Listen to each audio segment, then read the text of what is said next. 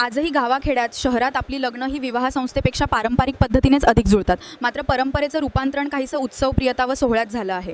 लग्नाक्षताच्या माध्यमातून तुमच्यासोबत संवाद साधत असताना एक प्रत्येकाची लग्न जुळावीत ही आमची मानसिकता आहे. मात्र प्रयत्न करूनही यश मिळत नसेल तर त्यातून निराश होऊन चालणार नाही. मात्र आपण जर शेतकरी कुटुंबातील आहोत तर शेती आणि मातीशी नातं सांगत असताना जर एकच पीक आपण सातत्यानं पेरत असू आणि त्याच्यातून जर झरती येत नसेल, उतारा येत नसेल, तर मग आपण कुठेतरी पिकामध्ये बदल केला पाहिजे. त्याच पद्धतीनं मराठा लग्न अक्षताच्या कार्यपद्धतीमध्ये आपण गेल्या महिन्या 2 महिन्यापासून काही बदल करण्याचा प्रयत्न करत असतो. आणि तो प्रयत्न करत असताना मग तुमच्या सुद्धा काही सूचना असतील, काही फीडबॅक असतील, तुमच्याकडे काही सजेशन असतील तर त्या तुम्ही कॉमेंट बॉक्समध्ये लिहिल्या पाहिजे किंवा आम्हाला सांगितल्या पाहिजे की तुम्ही या पद्धतीनं काम केलं पाहिजे. मात्र बऱ्याचदा की आपण फक्त काय करतो की अपेक्षा दुसऱ्याकडून ठेवतो आणि स्वतः मात्र काहीच करत नाही.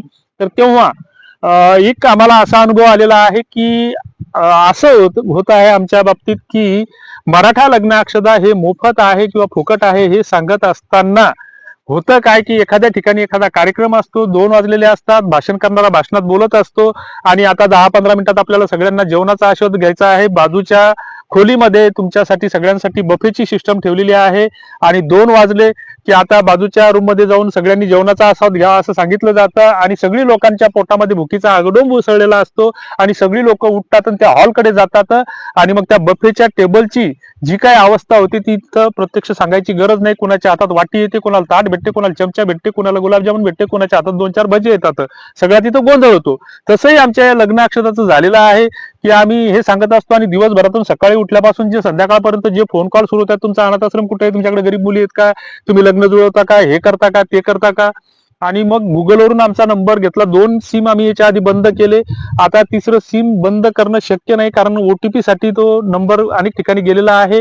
आणि मग अशा स्थितीमध्ये हा सगळा गोंधळ होत असताना भाराभर चिंध्या एक ना धड, म्हणजे आपण प्रामाणिक इच्छा असूनही कोणालाच न्याय देऊ शकत नाही. मग त्या हिशोबाने आम्ही काय केलेलं आहे की युट्यूबच्या मेंबरचं एक सबस्क्रिप्शन सुरू केलेलं आहे. तर तुम्ही हा जो व्हिडिओ पाहत असताना एक तुम्हाला विनंती असेल की हे चॅनल तुम्ही सबस्क्राईब केलं पाहिजे आणि सबस्क्राईब करत असताना खाली त्याच्या बाजूला जॉईनचं बटन आहे, ते जॉईनचं बटन दाबून तुम्ही मेंबरचं सबस्क्रिप्शन घेतलं पाहिजे. ते याच्यासाठी की ही संख्या लिमिटेड असणार आहे आणि लिमिटेड असल्याच्या नंतर मग त्याला जे काही युट्यूबचं शुल्क आहे 20-30 रुपये 29 रुपये तर ते शुल्क तुम्ही पेड केलं पाहिजे. आणि ते शुल्क दिल्याच्या नंतर मग ही काही लिमिटेड लोकांना मग जी काही कॉमेंट बॉक्समध्ये तुम्ही चॅटिंग कराल किंवा व्हॉट्सअपमध्ये किंवा फोन कॉलद्वारे तर तुम्हाला आमचा परस्पर संवाद होईल आणि ती कुठेतरी आपल्या डोक्यात राहतील. कारण आपण आपले शेतीचे बाकीचे कामं लग्न कार्य सगळं सांभाळत असताना या लग्नाच्या याच्यामध्ये मग डोक्यात राहत नाही.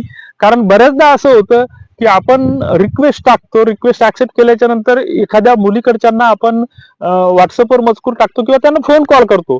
मग फोन कॉल केल्याच्या नंतर काय होतं की 12 वाजता आपण समजा एखाद्याला मुलीकडच्यांना फोन करतो की एखाद्या स्थळासाठी किंवा एखादा आपल्याला आपला सभासद विनंती करतो की बा त्या अमक्या मुलींना कडच्यांना विचारून पहा की त्यांच्या अपेक्षेत आपण बसतो का.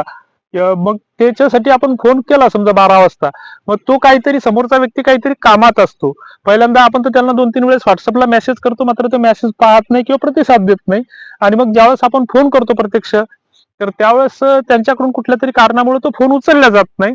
आणि मग त्याच्यानंतर ज्यावेळेस ते फ्री होतात समोरचा व्यक्ती 3 वाजता 4 वाजता तर त्या दरम्यान आपल्याला 3-4 घंट्याच्या कालावधीमध्ये आपल्याला 4-6 फोन आलेले असतात किंवा आपण कोणाला तरी लावलेले असतात, नंबर सेव्ह नसतात आपल्याकडे प्रत्येकाचे. आणि मग आपण ज्यावेळेस त्यांचा 4 वाजता आपल्याला फोन येतो, हा कोण बोलते, मग आपल्याला वाटतं की बा लग्नासाठीच कोणीतरी फोन केला का, नवीन नंबर पडलेला असतो. मी अमुक बोलतो, कुठून बोलता, वाशिम जिल्ह्यातून. मग तुम्ही फोन केला होता, कशासाठी केला होता. मग आपल्याही लक्षात राहत नाही की आपण कुणाला फोन केला होता आणि कशासाठी केला होता. ही गोष्ट तुमची आमची सगळ्यांची कॉमन आहे, आम्ही काही वेगळं सांगतो अशातला भाग नाहीये.